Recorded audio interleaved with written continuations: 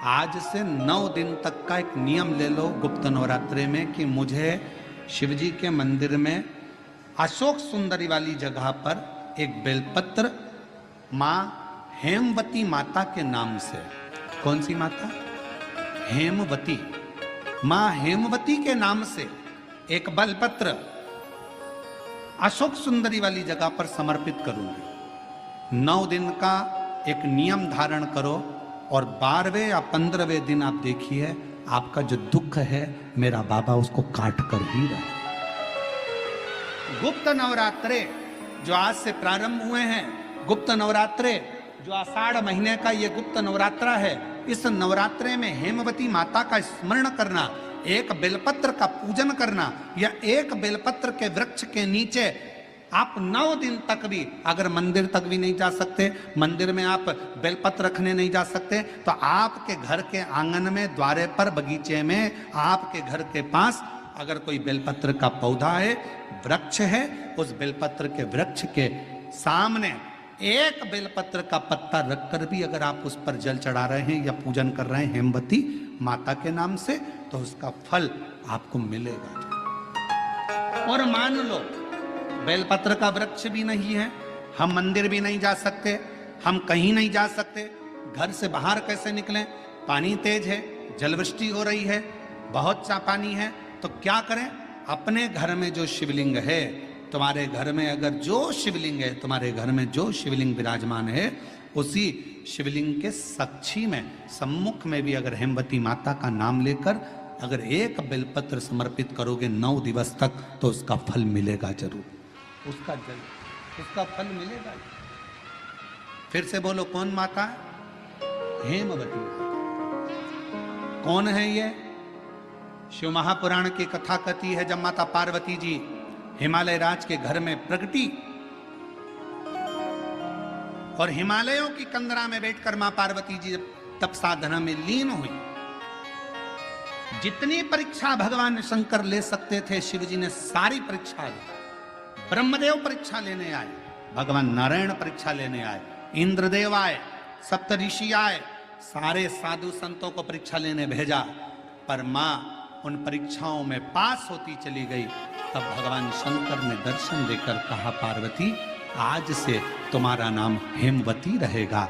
सुनो पार्वती, तुम्हारे इस नाम की आराधना जो तुम्हारे गुप्त स्वरूप में करेगा, उसको मनवांछित फल की प्राप्ति हो जाएगी। और वो फल, आज कथा अगर प्रारंभ हुई है और आप लोगों को मौका मिला है, तो इस कथा का स्मरण अपने जीवन में जरूर करें।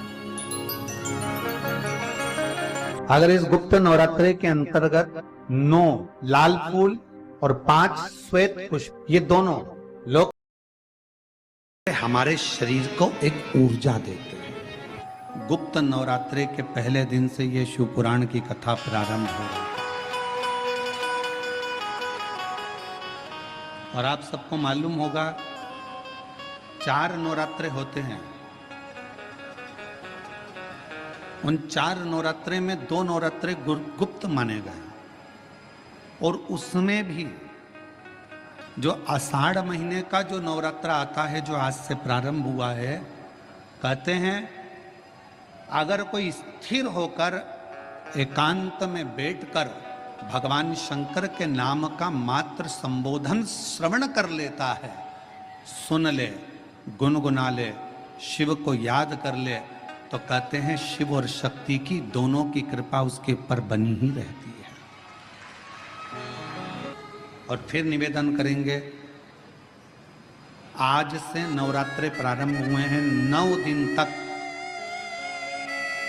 ये गुप्त नवरात्रे के 9 दिन, अगर आपको ऐसा लगता है कि शिवजी आप बाबा मेरी नहीं सुन रहा, बहुत संघर्ष का जीवन चल रहा है, बहुत परेशानी का जीवन चल रहा है, बहुत कष्ट का जीवन चल रहा है, और कोई मंजिल, कोई राह, कोई मार्ग दिख ही नहीं रहा, तुम्हारा कैसा भी दुख है,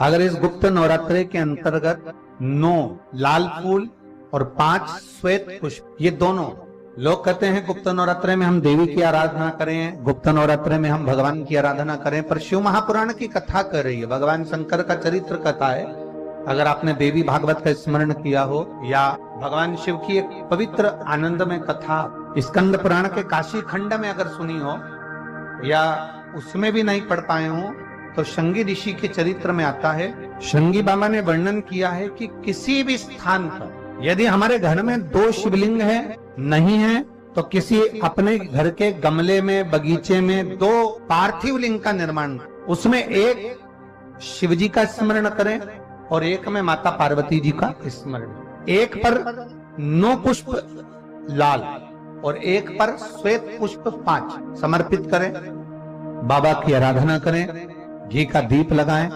पूजन करें और बाद में उन शिवलिंग को और उन पुष्पों को विसर्जन कर, किसी भी नदी में, तालाब में, बावड़ी में, वहां नहीं विसर्जन कर सकते हैं तो किसी वृक्ष के नीचे उनका विसर्जन कर। और ये नवरात्रे, ये जो गुप्त नवरात्रे हैं, इस महीने में जो गुप्त नवरात्रे आती है इसी के अंतर्गत इसका पूजन है।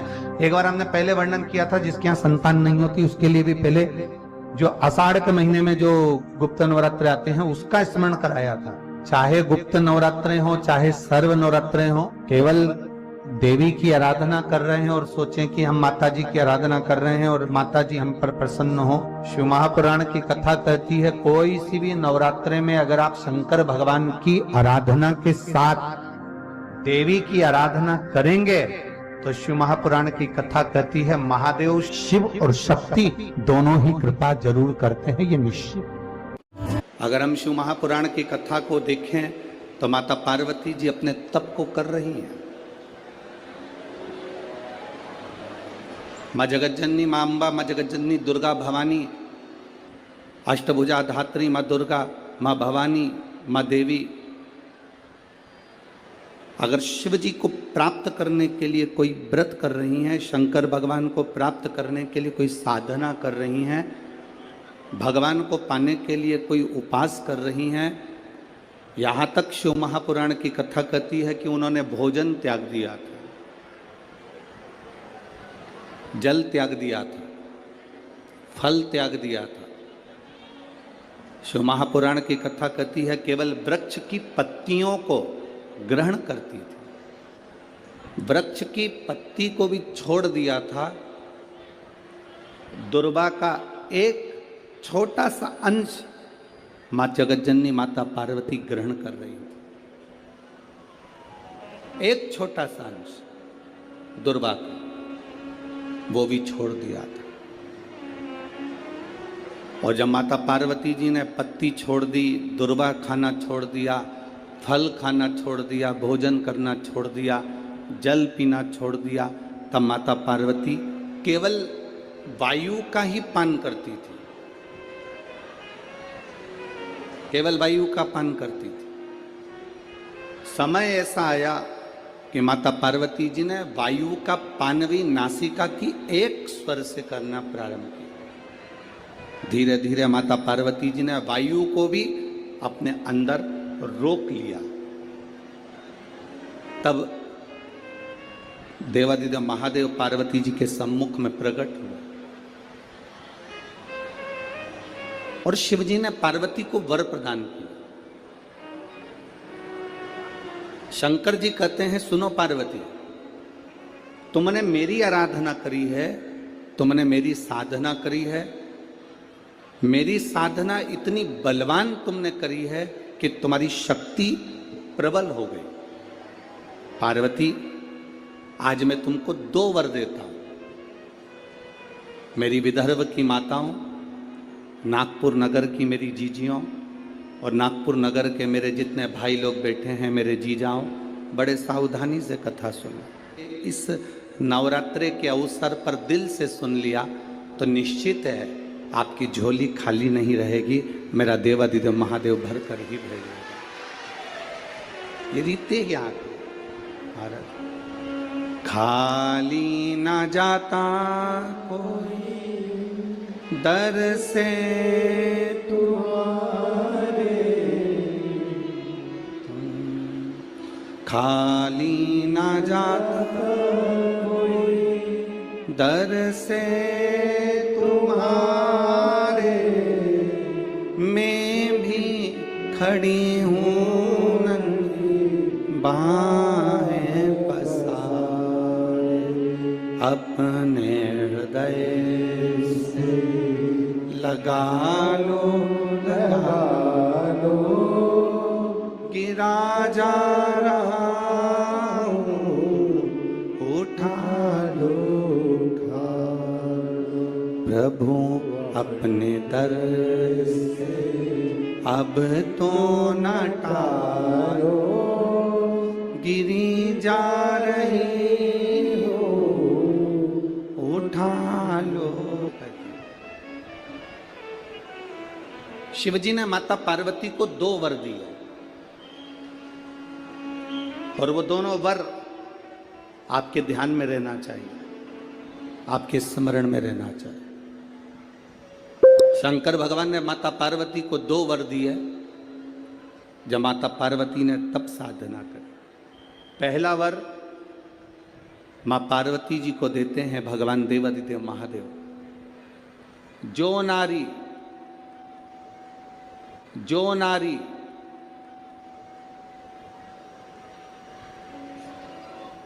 जो पुरुष, कोई बेटी कोई बेटा, जो नारी जो पुरुष, संत साधु महात्मा सन्यासी त्यागी बैरागी, कोई बालक कोई बुजुर्ग, जब भी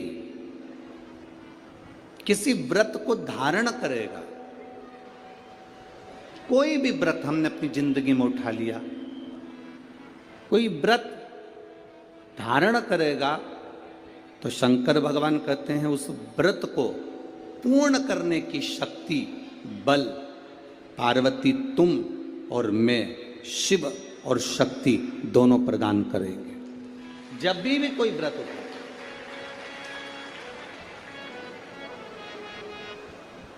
आपने अगर कोई नियम ले लिया अपनी जिंदगी में कि मुझे ये कार्य करना है, तो वो कार्य पूर्ण करने की जवाबदारी भोलेनाथ जी की। आप अपनी मेहनत करो, आप अपना कर्म करो, अपने कर्म में कभी पीछे मत हटो, अपनी मेहनत में कभी पीछे मत हटो। आपने सोच लिया कि मुझे डॉक्टर बनना है, आपने सोच लिया कि मुझे इंजीनियर बनना है, आपने सोच लिया कि मुझे एक अच्छा अधिकारी बनना है, तो मेहनत तुम्हें करना है। जितनी कर सकते हो उतनी मेहनत करो, जितना कर्म कर सकते हो उतना कर्म करो, जितनी पढ़ाई कर सकते हो उतनी पढ़ाई करो।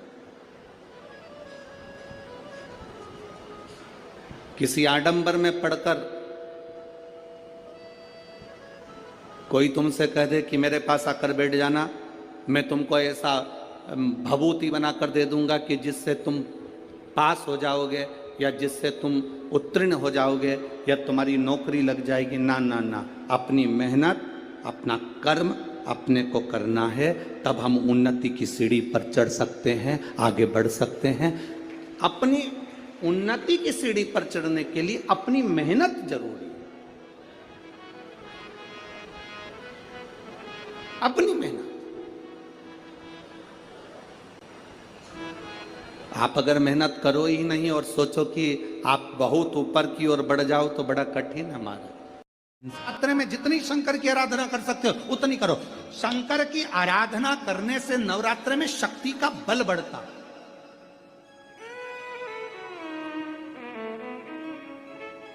शक्ति का बल क्यों गुरुजी नवरात्र में शंकर जी की आराधना क्यों करना चाहिए? हमने कहा अगर माता रानी से जो मांगना है तुम्हें, अगर तुमने नवरात्रे में शिव जी की आराधना करिए, शंकर की कथा सुनिए, शंकर की आराधना करिए, शिव स्तुति करिए, शंकर को 1 लोटा जल चढ़ाया, मां आद्य शक्ति तुम्हारे पर कृपा करेगी। क्यों? क्योंकि जिस स्थान पर शिवलिंग रखा होता है और जो हस्त कमल है वो मां पार्वती जगत जननी दुर्गा भवानी है। जब हम जल चढ़ाते हैं मां आद्य शक्ति अम्बा जगदम्बा 64 योगिनियों पर वो जल चढ़ जाता है और जगत जननी नवरात्र में प्रसन्न हो जाती है। वो जल की इतनी महत्वता है। आद्य शक्ति को प्रसन्न करना है, नवरात्र में शिव जी को जल चढ़ा।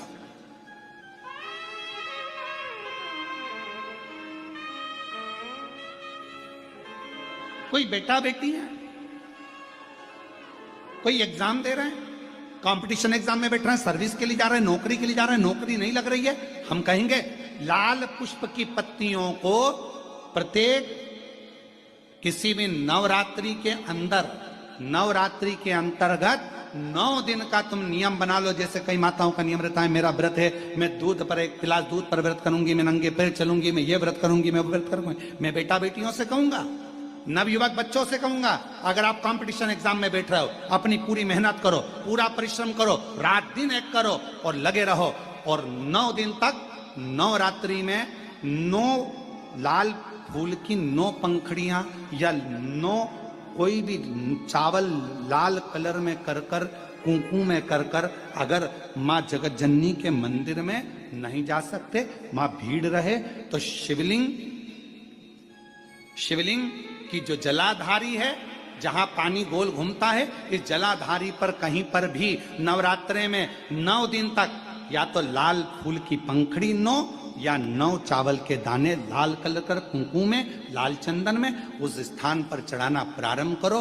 9 दिन के बाद तुम्हें 15 दिन और निकलेंगे, उसके बाद तुम्हें खुद लगेगा कि तुम्हारी जॉब, तुम्हारी नौकरी तुम्हारा बाबा ने लगाया है। शक्ति का बल, परिश्रम जरूर करना, मेहनत जरूर करना, रात दिन पढ़ाई एक साथ करना और अपने परिश्रम को नहीं छोड़ना। मेहनत जरूर करो पर साथ में ये प्रयोग भी करो नवरात्रि का। देखो शिव और शक्ति का बल तुम्हें प्रसन्नता देता है कि नहीं देता। शिव शक्ति का बल हमें प्रसन्नता देता है कि नहीं देता।